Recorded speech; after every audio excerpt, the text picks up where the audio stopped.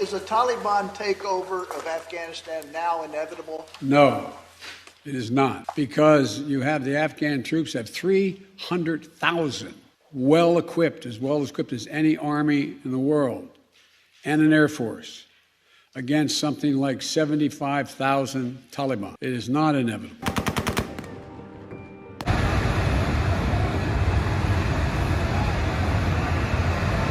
مردم افغانستان یال روز شب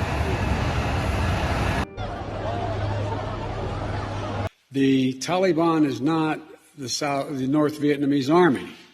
They're not remotely comparable in terms of capability.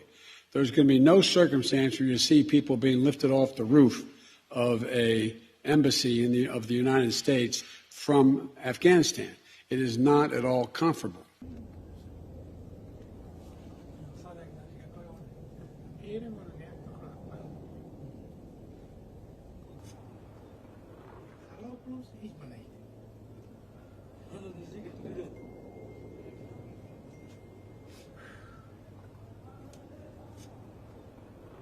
So the question now is, where do they go from here? That the jury is still out. But the likelihood there's going to be the Taliban overrunning everything and owning the whole country is highly unlikely. Afghanistan has new masters. 20 years after their first experiment in power came to a shattering end, the Taliban are back. Hours after arriving in Kabul, sitting at the president's desk.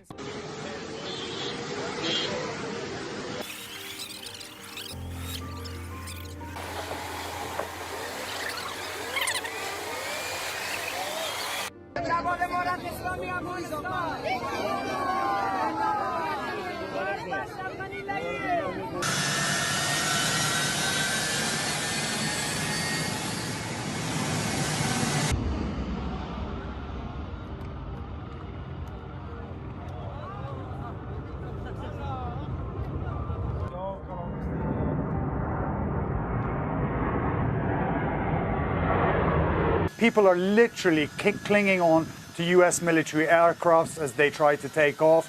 The US is in charge of the airport there, but their focus is on the evacuation of American personnel. As far as the Taliban don't just control Kabul, but the whole country and all the weapons the US bought for the Afghan army.